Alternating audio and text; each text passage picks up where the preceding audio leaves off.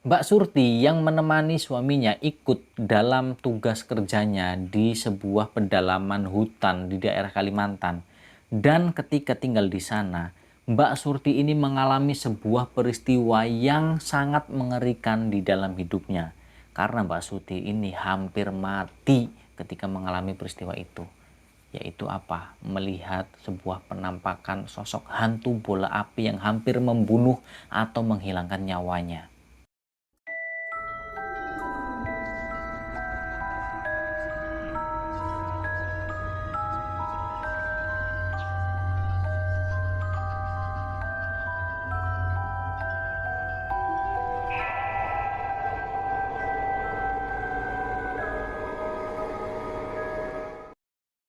Assalamualaikum warahmatullahi wabarakatuh. Ketemu lagi nih sama saya, Misbah Muthaharun.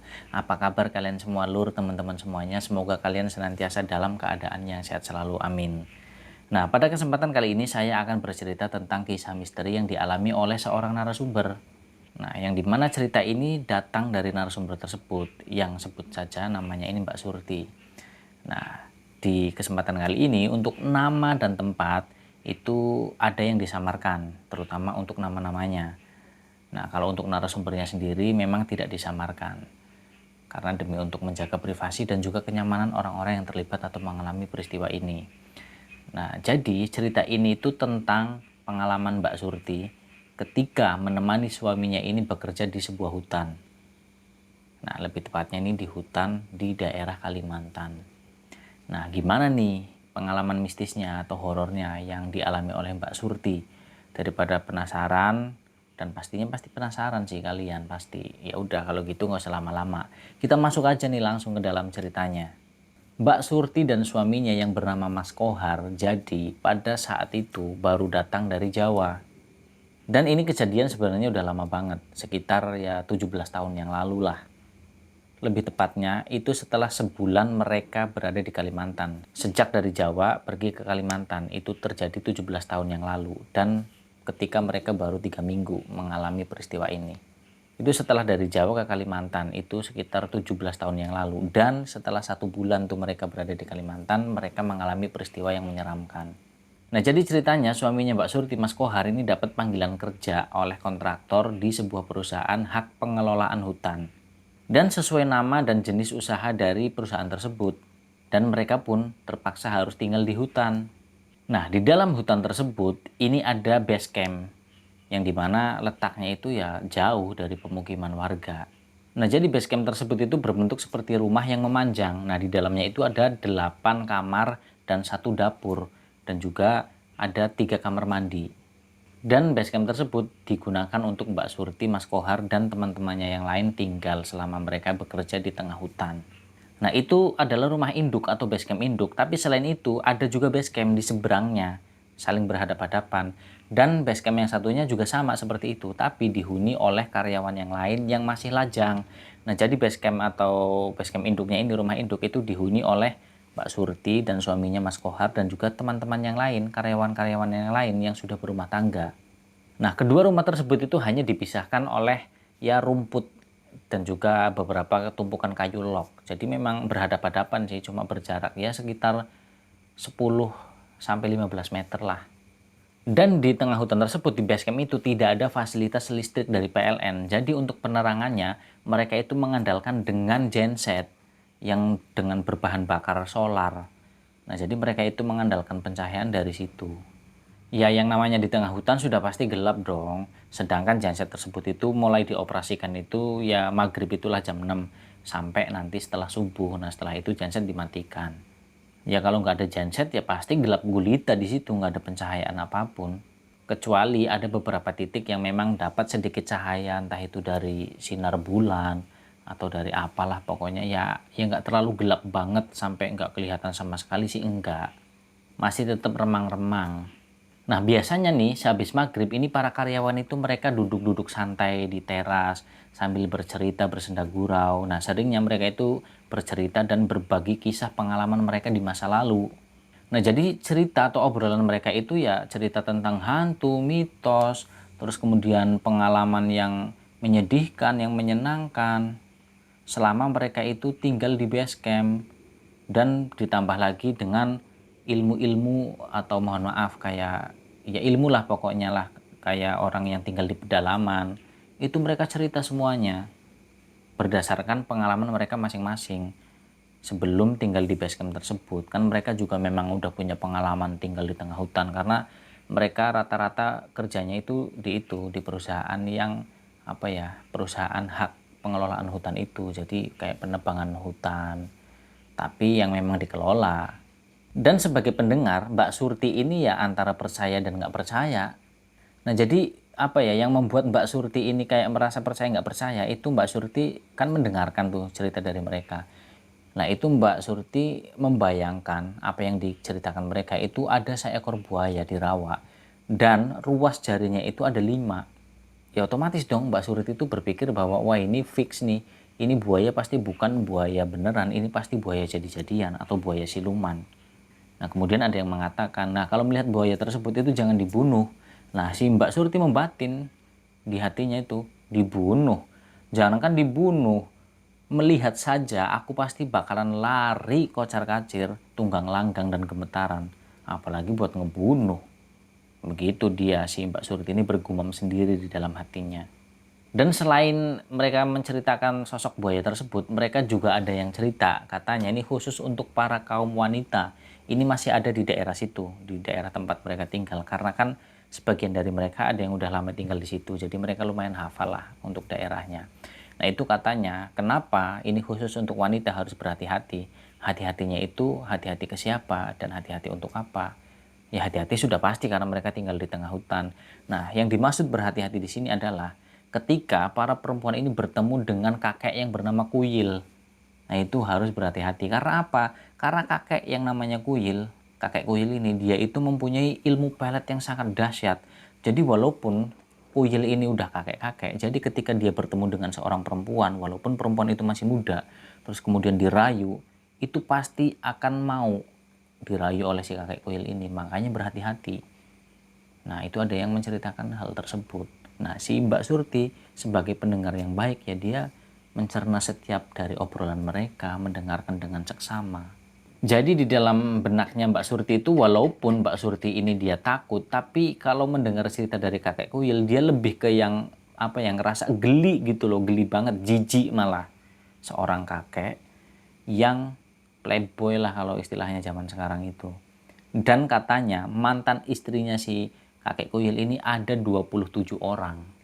Dan itu memang dibenarkan oleh kesaksian warga setempat. Maksudnya yang walaupun jaraknya jauh, tapi kan ketika mereka ini membutuhkan logistik untuk berbelanja, untuk apa, untuk makan sehari-hari, kan mereka tetap ke pemukiman. Nah itu mereka mendengar cerita tersebut dan dibenarkan. Yang namanya kakek Kuyil itu mempunyai mantan istri sebanyak 27 orang. Ada yang meninggal, ada yang diceraikan, ada yang memang ditinggal dengan sengaja, lari dari tanggung jawab. Nah kurang lebih seperti itu yang namanya kakek Kuyil ini sepak terjangnya. Nah di sini kan Mbak Surti dia apa ya berangan-angan yang namanya kakek Kuyil ini adalah seorang kakek yang playboy. Nah kenapa Mbak Surti ini jijik, geli? Ya karena di dalam bayangannya Mbak Surti seorang playboy itu ya kayak misalkan kayak artis-artis gitulah, kayak Andy Lau, Jet Li, atau mungkin artis Korea Lee Min Ho, seperti itu yang ada di dalam pikirannya Mbak Surti. Lah ini kakek Kuyil, kakek, seorang kakek-kakek sebegitu playboynya, bahkan mantan istrinya ini ada 27 orang. Ini benar-benar ini begitu kata si Mbak Surti. Nah singkatnya hingga suatu malam ceritanya nih, pada malam itu si Mbak Surti ya orang-orang di situ di base camp atau rumah utama itu kedatangan seorang tamu. Nah tamu ini dari kota dan ini juga kayak semacam apa ya, kayak orang yang survei gitulah tentang pekerjaan, dan itu memang orang dari perusahaan yang bernama Mas Dikin. Nah karena kedatangan tamu si Mas Dikin akhirnya nggak kayak biasanya, jadi mereka itu membuat api unggun di atas itu tadi rumput yang memisahkan antara base camp utama dan base camp karyawan yang lain yang masih lajang. Jadi di tengah-tengah mereka membuat api unggun di situ. Ya mereka di situ ngobrol asik gitu kan, menikmati malam, terus ya sambil menikmati daging payau. Ya mereka bakar-bakar, ya yang namanya di tengah hutan itu kan ya kadang mereka buru kan. Ya entah itu berburu apalah, pokoknya yang halal untuk dimakan, termasuk kayak burung, kayak ikan-ikan yang di rawa itu mereka mancing, mereka bakar-bakar. terus juga ada bakar jagung. Jadi ketika mereka ini pergi ke pemukiman ada warga yang ngasih, dan memang kan yang paling dekat ini adalah pemukiman dari orang yang transmigrasi dari Jawa itu ke Kalimantan. Makanya ketika orang-orang sana yang transmigrasi itu tahu kalau yang bekerja di situ banyak orang Jawa, ya sebenarnya nggak harus orang Jawa sih. Nah tapi karena mungkin satu ras kali ya, satu etnis, jadinya ya lebih ke yang apa ya, kayak ngerasa wah ini orang kita nih, seperti itu. Nah sehingga banyak dikasih makanan ya kayak jagung, sayuran, ya pokoknya kebutuhannya lah sehari-hari. Nah itu kebetulan dikasih jagung juga kan, dibakar di situ sambil ngobrol-ngobrol mereka. Nah jadi lokasi mereka itu selain jauh dari kota, apapun kebutuhan mereka itu selalu minim. Ya karena ada pemukiman, tapi di situ ya secara kebutuhan tidak selengkap atau sekomplit kayak di kota, enggak, tetap. Jadi tetap aja masih ada yang kurang. Nah kemudian tiba-tiba si Mas Dikin ini nanya ke si Mas Kohar ini, Mas, ini Mas kan tinggal di tengah hutan nih sama orang-orang nih, sama teman-teman semuanya. Pernah nggak kayak ngalamin sesuatu? Itu nanya iseng Mas Dikin, cuma buat obrolan. Kayak ngalamin sesuatu yang mungkin apa, pernah mau diterkam binatang buas kayak macan atau yang lain sebagainya, atau bahkan mungkin yang menyeramkan itu pernah melihat sosok yang menakutkan ya kayak hantu atau apalah, karena memang ini kan di tengah hutan dan hutan di Kalimantan pula. Begitu tanya si Mas Dikin ini. Nah kemudian dijawab sama Mas Kohar nih, suaminya Mbak Surti, kalau untuk itu sih kayaknya saya belum pernah deh Mas Dikin, belum pernah mengalami peristiwa atau melihat hal-hal yang seperti itu. Nah tapi di sini si Mbak Surti nyambung, dia nyaut, oh kalau saya beda Mas, nggak kayak suami saya, kalau saya pernah, begitu kata Mbak Surti. Loh pernah? Emang Mbak Surti punya pengalaman apa? Nah apa itu Mbak, kalau boleh tahu ceritain dong, gitu kata Mas Dikin kan. Nah akhirnya Mbak Surti ini bercerita. Nah di sini Mbak Surti ini dia mengerutkan keningnya, jadi dia itu bingung, ini dia mau cerita yang mana dulu nih. Jadi Mbak Surti ini memang punya pengalaman yang cukup sering kali ya, jadinya makanya dia bingung mau cerita yang mana dulu nih, pengalaman dia yang horor atau mungkin yang menyedihkan ketika tinggal di dalam hutan. Nah kemudian si Mbak Surti tiba-tiba nanya ke si Mas Dikin, Mas Dikin, saya mau tanya dong. Iya Mbak, mau tanya apa, silahkan. Mas Dikin ini percaya nggak? Percaya apa Mbak? Percaya sama setan. Nah terus diam sejenak nih si Mas Dikin. Oh kalau untuk itu sih ya percaya Mbak, ya karena kan kita ini diciptakan jin dan manusia hanya untuk beribadah kepada Allah. Nah berarti kan pasti ada tuh yang disebut, mungkin yang dimaksud sama Mbak Surti ini setan, mungkin itu tuh jin, karena dari golongan jin yang suka mengganggu manusia, suka menakut-nakuti, suka menggoda, suka iseng. Begitu kata Mas Dikin kepada si Mbak Surti ini. Lah terus Mas Dikin ini percaya dengan cerita-cerita orang yang katanya pernah melihat inilah, mengalami itulah. Kalau untuk itu sih saya pribadi nih ya Mbak, saya itu ya masih apa ya, masih menganggap itu semua itu bukan hal yang atau yang nggak nyata lah. Ya karena kita nggak bisa melihat. Maksudnya ketika kita pengen lihat terus tiba-tiba nampak kan enggak. Kalaupun bisa melihat itu ya karena enggak kesengajaan aja. Begitu kata Mas Dikin. Nah, terus Mbak Surti sendiri gimana? Oh, kalau saya sependapat sama Mas Dikin, saya juga apa ya, kurang menganggap itu hal yang nyata Mas soalnya. Jadi saya itu lebih berpikir apa ya, masa iya sih Mas kayak gitu ada? Kalau ada ya pastinya kita harusnya bisa berinteraksi atau berkomunikasi. Nah begitu kata si Mbak Surti ini. Lalu kemudian dijawab nih sama Mas Dikin, wah Mas Kohar, ternyata istrimu hebat juga ya, otak kirinya ini lebih dominan, begitu kata si Mas Dikin kan. Lalu dijawab lagi sama si Mbak Surti, enggak juga Mas, saya kan cuma apa ya, sesuai dengan apa yang saya pikirkan. Nah si Mas Kohar ngomong, alah dia mah ngomong kayak gitu Mas Dikin, sebenarnya dia tuh penakut. Masa iya Mas? Iya, mana ada dia Surti istriku itu mau tidur sendirian berani, enggak ada, apalagi di tengah hutan kayak gini. Makanya itu dia lebih baik dia ikut di sini, ikut ngobrol, karena dia takut sendirian di kamar Mas, kata si Mas Kohar seperti itu menjelaskan kepada Mas Dikin. Oh alah, tak kira memang menganggap itu nggak nyata tapi nggak takut, ternyata masih takut juga toh. Ya yang namanya takut kan manusiawi Mas, masa iya mentang-mentang kita nggak percaya dengan begituan terus kita nggak punya rasa takut? Ya takut juga lah, begitu kata Mbak Surti. Oh ya udah kalau gitu berarti normal, ya normal lah jelas. Nah ketawa tuh ger tuh orang-orang. Nah pada saat itu malam nih mulai merangkak nih, udah semakin malam tuh. Nah tapi kebetulan pada saat itu cuaca itu lagi cerah, walaupun nggak cerah banget sih, tapi ya adalah beberapa 1-2 bintang yang kelihatan di langit. Nah, akhirnya mereka pun memutuskan ya untuk ngobrol itu di dekat api unggun sampai nanti sampai nanti mereka itu merasakan ngantuk, baru mereka istirahat dan masuk kamar dan tidur. Nah, jadi mereka itu lagi asik ngobrol di situ. Nah, lalu kemudian di situ terlihat Mas Kohar ini menggelar kardus yang dimana diletakkan di atas rerumputan itu. Nah, karena pada saat itu malam dan dingin, rumput ini kan mengembun, jadi agak basah gitu, sehingga membuat kardusnya itu agak sedikit lembab. Nah, tapi itu nggak mempengaruhi Mas Kohar untuk duduk di situ dan berbaring sambil ngobrol. Nah, begitupun juga dengan Mbak Surti. Mbak Surti juga melakukan hal yang sama. Dia kayak menggelar kardus gitu, terus duduk di situ. Terus kemudian karena dia lelah, akhirnya dia istilahnya ya kayak berbaring gitulah, tapi sambil menghadap ke atas, sambil ngeliatin langit, sambil ngelamun kayak gitu. Nah, kemudian setelah si Mbak Surti ini dia berbaring di atas kardusnya itu, dia sambil menatap ke arah langit, dan dia sempat melihat si Mas Kohar dan juga Mas Dikin dan teman-teman yang lain lagi asik ngobrol. Mereka lagi ngomongin tentang pekerjaan. Nah, sedangkan si Mbak Surti sambil melihat langit kayak menghitung bintang. Tapi dia itu disibukkan di dalam pikirannya. Sibuk karena apa? Sibuk memikirkan tentang setan atau tentang hantu yang barusan dia bahas bersama Mas Dikin. Ya seperti yang dibilang sama Mas Kohar tadi, kalau istrinya Mbak Surti itu dia itu seorang penakut. Nah, jadi makanya ketika habis cerita tentang hantu, akhirnya dia kayak kepikiran gitu loh. Dan bahkan sampai kayak kesugesti dengan terbawa perasaan bahwa ketika melihat hantu itu sangat menakutkan. Itu jadi kepikiran terus si Mbak Surtinya ini. Nah, saat itu malam itu begitu pekat, jadi sehingga ketika Mbak Surti ini melihat ke atas itu hanya terlihat beberapa buah bintang yang bersinar, ya sekitar 1-2 bintang lah. Dan itu juga cahayanya itu redup terang. Sambil menatap bintang-bintang, si Mbak Surti ini menghayal. Nah, tapi menghayalnya Mbak Surti ini bukan tentang hayalan yang indah, yang menyenangkan, itu enggak. Tapi hayalannya Mbak Surti, dia itu membayangkan, berangan-angan, berandai-andai. Apakah mungkin yang namanya setan, jin yang suka mengganggu manusia, yang suka menakut-nakuti manusia, itu suka menampakkan dirinya. Kalau memang ia benar suka seperti itu, wah ini bahaya dong. Soalnya ini kita kan tinggalnya di tengah hutan, walaupun di dalam base camp. Tapi yang namanya hutan itu apa aja di situ ada.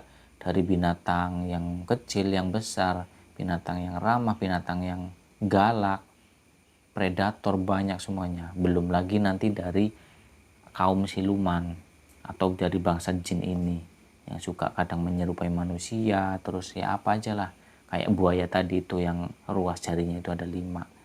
Nah, jadi Mbak Surti itu mengangan-angan tentang hal itu, kayak kepikiran gitu loh. Ibarat kata kalau sekarang itu ya bisa dibilang kayak orang stres gitu loh pada saat itu, tapi ketika habis menceritakan tentang hal yang menyeramkan, jadi kayak hampir kesugesti oleh pikirannya sendiri.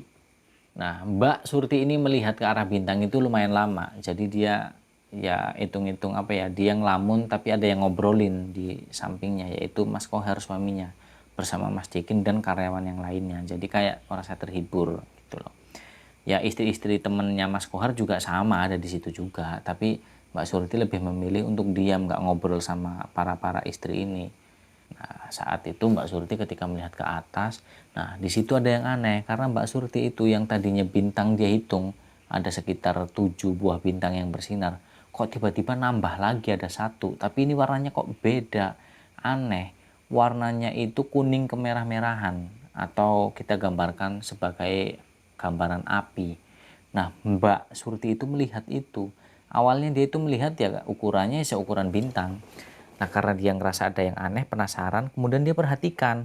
Nah, setelah diperhatikan, itu cahaya yang berwarna kuning kemerahan itu semakin lama semakin besar, dan semakin besar. Nah, itu yang dilihat oleh si Mbak Surti. Lalu kemudian si api tersebut itu mendekat. Nah, akhirnya semakin dekat, dan lebih dekat, akhirnya sangat dekat dengan si Mbak Surti ini ketika Mbak Surti memperhatikan cahaya kuning kemerahan itu. Nah, setelah cahaya tersebut nih yang kuning kemerahan itu mendekat, tiba-tiba Mbak Surti mengalami kejadian yang membuat dia sangat ketakutan. Karena apa? Mbak Surti itu merasa kalau lehernya itu ada yang mencekik, dan mencekik dengan sangat kencang. Nah, karena mengalami hal tersebut, akhirnya di dalam pikirannya si Mbak Surti ini dia pengen banget teriak minta tolong. Nah tapi nggak bisa, jadi tubuhnya itu kayak kaku gitu loh. Buat teriak, buat ngeluarin suara aja dia nggak punya tenaga. Dan sampai napasnya Mbak Surti ini sampai tersengal-sengal. Dia pengen mengucapkan istighfar tapi nggak bisa karena lehernya itu terasa tercekik begitu kuat. Dia itu sebenarnya pengen istighfar juga, pengen minta tolong ya iya. Dia melihat ke arah suaminya Mas Kohar, ternyata ketika dilihat Mas Kohar ini lagi asik ngobrol dengan si Mas Dikin dan juga teman-teman yang lainnya seperti nggak terusik oleh apapun. Nah, sedangkan istri-istri yang lainnya tadi itu mereka udah pada mulai masuk ke rumah induk tersebut, ke base camp, ke kamar mereka masing-masing. Nah, kenapa sih Mbak Surti ini masih tetap bertahan di situ? Yaitu tadi yang dibilang Mas Kohar, dia nggak berani tidur sendirian. Nah, sampai akhirnya dia tetap di situ dan mengalami hal tersebut. Nah, di sini Mbak Surti masih terus berusaha dia dengan sekuat tenaga, pokoknya biar bisa mengucapkan istighfar sambil melihat ke arah suaminya yang nggak terusik oleh apapun, seolah-olah seperti itu. Nah, tapi dia nggak bisa mengucapkan, akhirnya dipaksa dia mengucapkan kalimat thayyibah di dalam hatinya hingga kemudian akhirnya perlahan-lahan si sosok yang seperti api itu tadi yang kuning kemerahan perlahan-lahan kemudian semakin redup dan menghilang. Nah, tapi walaupun demikian si Mbak Surti ini masih kayak orang yang ini tangannya dia menggapai-gapai. Jadi kayak orang yang tenggelam di sungai gitu loh. Jadi kayak orang minta tolong kayak gitu. Nah, di situ si Mas Kohar ini menyadari, wah ini istrinya nggak beres nih. Lagi kenapa nih dia? Nah, langsung datang tuh ke situ nghampirin kan. Terus kata si Mas Kohar, "Dek, sadar dek, sadar, istighfar, istighfar, istighfar." Nah, tapi dia kayak orang yang kayak gitu, kayak orang dicekik nggak bisa ngomong. Nah, terus nggak tahu entah apa yang dibaca oleh Mas Kohar, tapi yang pasti mulutnya itu berkomat kamit, kemudian meniupkan ke ubun-ubunnya Mbak Surti. Dan kebetulan karena memang di situ kan ada air putih yang untuk apa ya persediaan minum kan memang disiapkan di situ. Nah, terus Mas Kohar ini membacakan apa nggak tahu, kemudian ditiupkan ke air. Nah, airnya disuruh diminum oleh si Mbak Surti ini. Lalu kemudian perlahan-lahan efek kayak rasa dicekik itu pun menghilang dan sosok tersebut yang bola api itu tadi yang kuning kemerahan itu lenyap seketika sirna hilang. Nah, terus kemudian si Mas Dikin ini bilang ke si Mas Kohar, "Mas, kalau gitu mendingan istrinya dibawa masuk aja ke dalam. Jangan dibiarkan di luar," begitu kata si Mas Dikin. Nah, akhirnya si Mbak Surti ini dibawa masuk ke dalam. Nah, dibawa masuk ke dalam ini si Mbak Surti udah nggak bisa kayak bangun terus jalan sendiri, nggak. Jadi dibopong sama Mas Kohar, digendong dia, dibawa masuk ke dalam kamar. Nah, beruntung ketika dibawa masuk ke dalam kamar, para istri-istri ini itu udah pada tidur semua di kamar masing-masing. Nah, jadi yang melihat itu ya hanya si Mas Kohar, Mas Dikin, dan beberapa orang yang masih terjaga pada saat itu. Jadi nggak begitu heboh. Ya sebenarnya heboh sih, cuman kan nggak seheboh kayak wanita gitu loh, kayak perempuan melihat kejadian seperti itu pasti hebohnya sampai histeris kalau perempuan. Nah, di sini Mas Kohar juga apa ya kayak minta tolong, maksudnya udah nggak apa-apa, nggak usah dipikirin, biar ini jadi urusan saya kayak gitu, dia bilang ke teman-temannya. Nah, setelah sampai di dalam kamar, Mbak Surti ini masih merasa ketakutan kayak orang trauma. Jadi yang ada di pikirannya Mbak Surti itu, dia pengen segera banget keluar dari base camp itu atau dari dalam hutan tersebut dan segera pindah. Maksudnya pekerjaannya Mas Kohar ini entah kemana, kayak pokoknya jangan di dalam hutan. Ya karena itu tadi, Mbak Surti ini orangnya sangat penakut sekali, ditambah lagi habis cerita tentang hantu, tentang setan, pengalaman orang-orang yang pernah mengalami suatu kejadian yang mistis. Nah, itu Mbak Surti ini kayak jadi kesugesti itu tadi, kepikiran kayak gitu.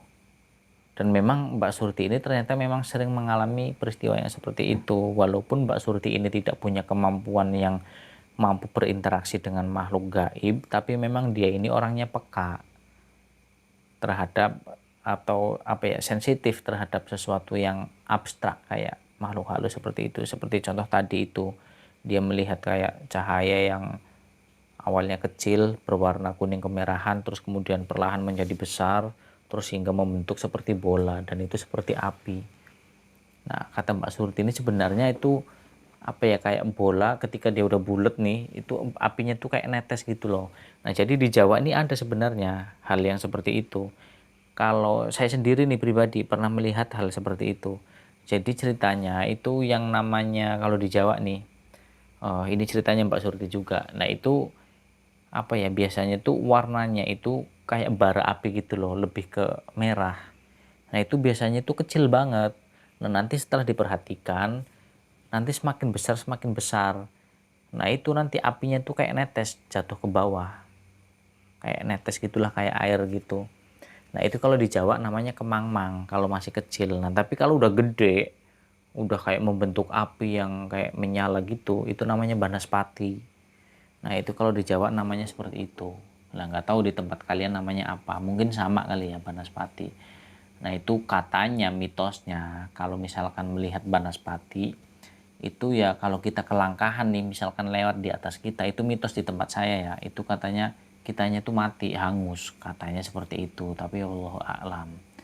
Nah banaspati ini sendiri itu sebenarnya dia nggak hanya cuma di darat kayak gitu, nggak, tapi dia juga bisa di air. Nah kalau di Jawa di tempat saya itu kalau misalkan di air itu namanya kamiyangga. Soalnya ada nih, pernah teman saya, berarti kakaknya teman saya sendiri pribadi, itu pernah meninggal ketika lagi mandi di kali, di sungai. Nah itu dibawa oleh sosok itu, kamiyangga itu.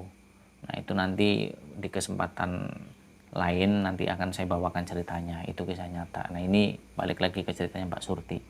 Nah jadi yang namanya banaspati itu kalau di dalam air dia bisa menjadi kamiyangga kalau di Jawa. Nah tapi kalau di Kalimantan, ini kata Mas Kohar ngomong ke si Mbak Surti, "Dek, kamu ini sebenarnya lihat apa?" Nah Mbak Surti ini kayak enggan masih menjawabnya itu, jadi kayak trauma gitu loh. Ya udah nggak apa-apa, kalau kamu nggak mau cerita, kalau kamu masih belum bisa cerita, kamu masih trauma, masih shock, ya udah sekarang kita istirahat tidur lah. Si Mas Kohar ini ngomong ke Mbak Surti, "Aku tak pamit dulu sama Mas Dikin, maksudnya nggak enak tiba-tiba langsung ninggalin kita tidur." Ya udah, nah Mas Kohar keluar kamar terus dia pamitan ke Mas Dikin, minta pengertiannya karena istrinya sedang seperti itu lah. Mas Dikin juga ngerti, ya udah nggak apa-apa Mas, silahkan ditemenin aja istrinya, saya nggak apa-apa kok, lagi di sini juga banyak teman-teman.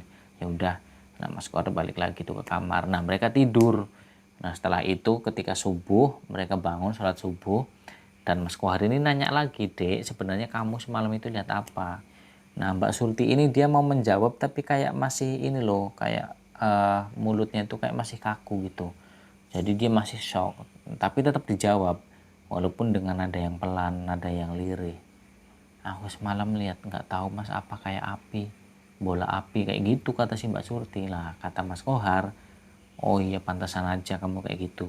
Lain kali Dek, kalau misalkan melihat sesuatu yang seperti itu, contoh kayak bola api, jangan kamu perhatikan." "Emangnya kenapa Mas?" "Ya kalau kamu perhatikan nanti bakalan kayak kamu semalam gitu, kamu ngalamin hal seperti itu." Nah ini yang namanya bola api tersebut, sosok jin itu yang menyerupai api, itu juga nggak cuma di darat, tapi ternyata di laut juga. Jadi hampir sama nih kayak di Jawa. Nah kalau di laut nih di Kalimantan biasanya itu, ini menurut ceritanya Mas Kohar ya sama Mbak Surti ya, nggak tahu asli kebenaran dari orang sana seperti apa. Itu hanya pengalaman Mbak Surti sebagai seorang pendatang yang menemani suaminya bekerja di daerah Kalimantan. Nah katanya si jin yang berbentuk bola api tersebut kalau di laut itu suka menyesatkan nelayan. Nah jadi makanya nelayan itu kalau misalkan mereka mau bepergian atau mau melakukan aktivitas mereka sebagai nelayan, ketika sudah melihat sosok tersebut mereka akan mengurungkan niatnya. Jadi lebih baik mereka balik lagi. Karena itu apa ya, mereka percaya itu adalah petanda buruk. Nah terus kata Mbak Surti, "Kasihan dong Mas nelayannya." "Iya memang kasihan, tapi ya nggak apa-apa, daripada terjadi sesuatu yang tidak diinginkan, lebih baik mereka pulang selamat, kan bisa berangkat besoknya lagi. Lagi hitung-hitung istirahat lah, santai di rumah." "Oh gitu ya Mas." Nah terus emang ngomong-ngomong, maksudnya yang apa ya, kalau yang menyebabkan nelayan kalau melihat itu terus kemudian balik lagi itu apa? Ya katanya sosok tersebut itu kalau udah nampak nih nelayan melihat, itu katanya bisa menyesatkan nelayan di tengah laut. Maksudnya membuat nelayan ini tersesat. Jadi hilang arah gitu loh, nggak tahu nanti hanyut kemana. Itu serem banget ya Mas kayak gitu. Iya memang. Itu namanya apa makhluk seperti itu mas? Ya nggak tahu kalau di sini namanya apa. Biasanya orang sini sih menyebutnya itu bola api. Kalau di tempat kita itu kan namanya banaspati. Yang itu tadi kalau misalkan masih kecil dia namanya kemangmang. Jadi itu apinya kayak netes kayak gitu. Dan itu sering banget ada, sering banget, banyak sekali. Mungkin ya, ya pokoknya banyak lah orang yang pernah melihat sosok tersebut. Udah bukan apa ya istilahnya tuh kayak rahasia umum lah seperti itu yang namanya sosok Banaspati itu. Dan katanya memang itu berbahaya. Makanya ketika melihat Banaspati itu dianjurkan, ya sebenarnya nggak cuma melihat Banaspati sih, itu dianjurkan ya untuk membaca doa. Tapi kadang namanya orang takut kan panik dia, jadi nggak sempet apa ya, nggak inget kalau dia harus membaca sesuatu atau kalimat thayyibah. Sebenarnya sih membaca doa atau kalimat thayyibah itu tidak harus ketika melihat sesuatu yang gaib. Jadi memang kita itu ya diharuskan atau dianjurkan mau beraktivitas apapun, melakukan segala sesuatu, dimanapun, lagi apa, kapanpun, itu ya harus apa ya, senantiasa meminta perlindungan sama Allah gitu loh, sama Tuhan. Agar dihindarkan, dijauhkan dari yaitu tadi yang kayak dialami Mbak Surti.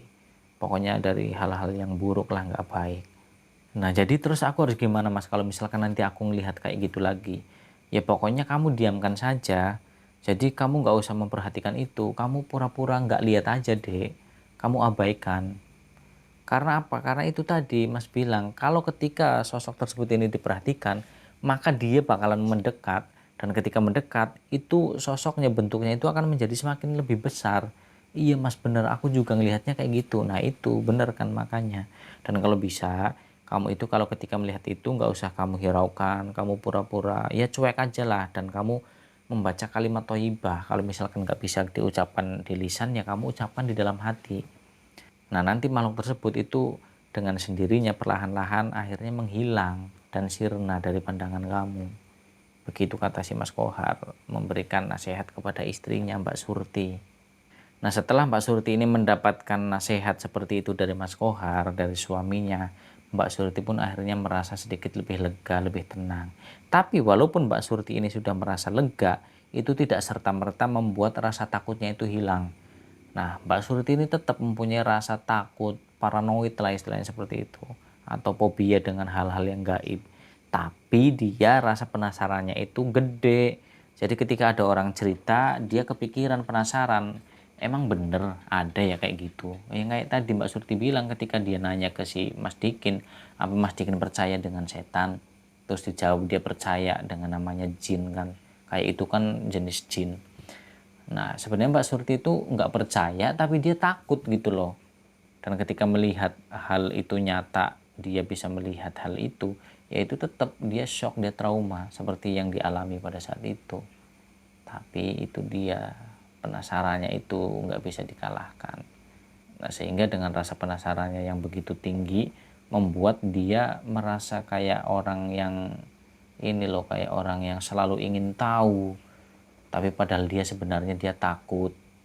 Nah, tapi walaupun demikian ya mau nggak mau Mbak Surti ini harus tetap ikut bertahan di tengah hutan bersama suami dan kawan-kawan atau teman-teman karyawan yang lain. Meskipun dia tetap diselimuti dengan rasa ketakutan dengan sosok hantu tersebut. Nggak cuma sosok hantu bola api sih, semuanya pokoknya dia takut.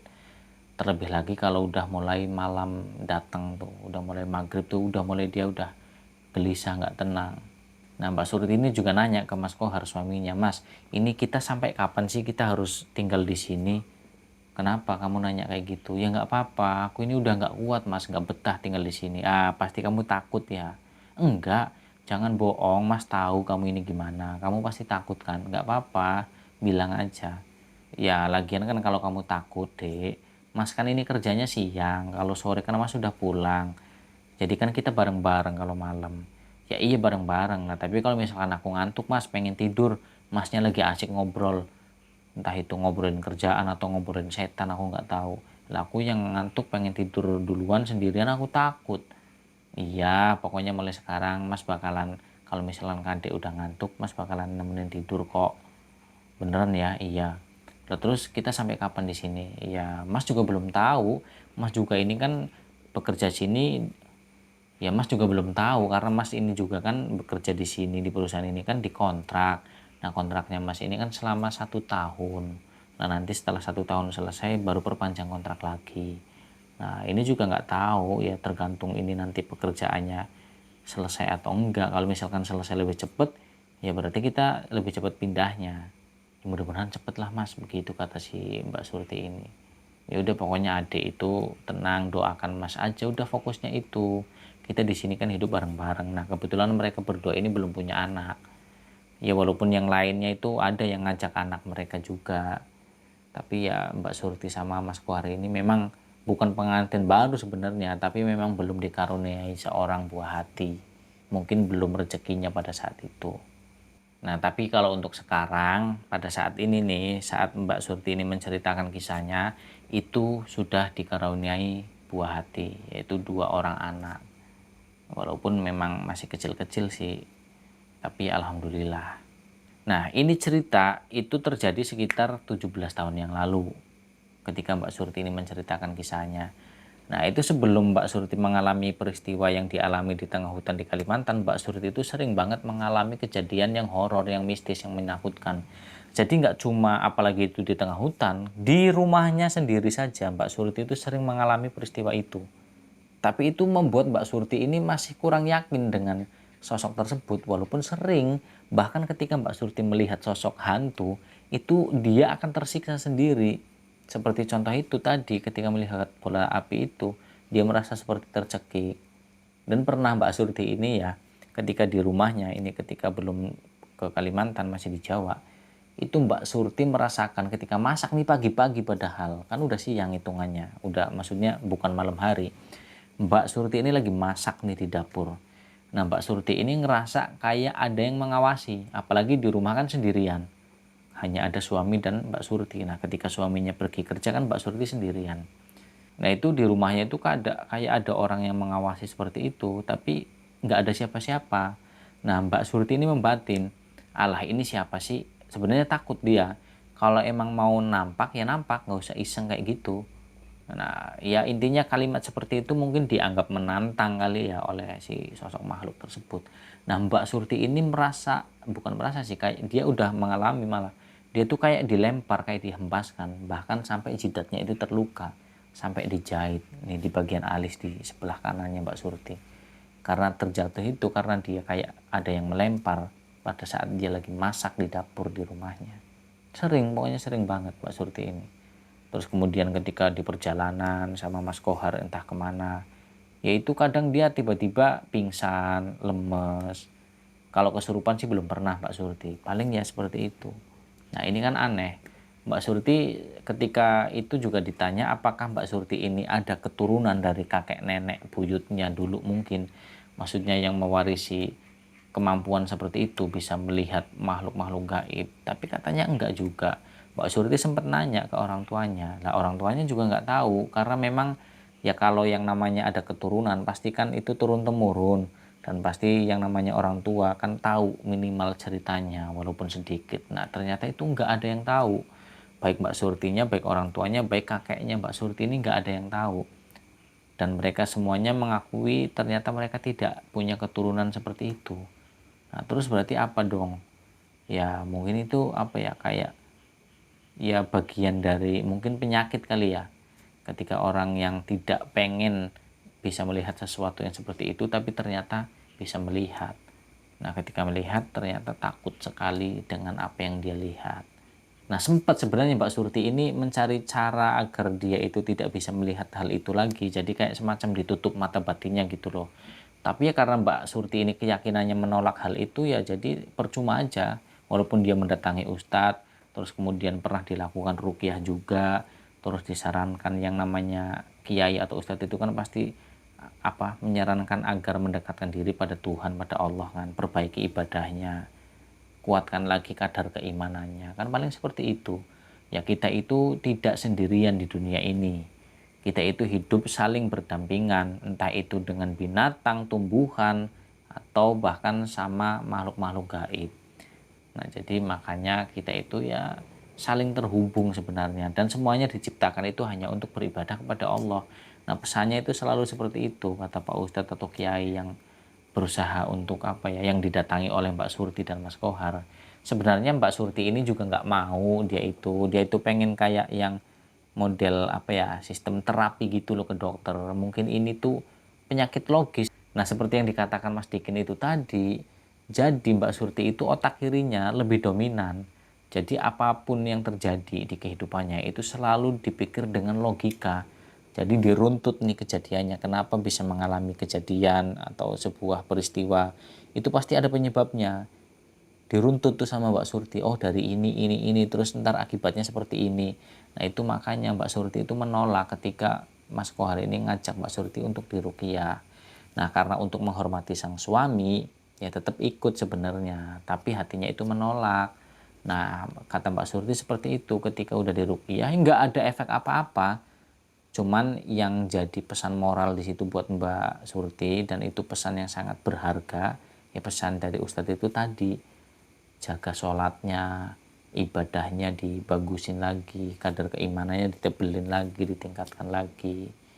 Nah, jadi seperti itulah pengalamannya Mbak Surti, yang dimana Mbak Surti ini ikut suaminya untuk bekerja di sebuah perusahaan hak pengolahan atau pengelolaan hutan yang berada di Kalimantan dan bertempat tinggal di pedalaman atau di tengah hutan.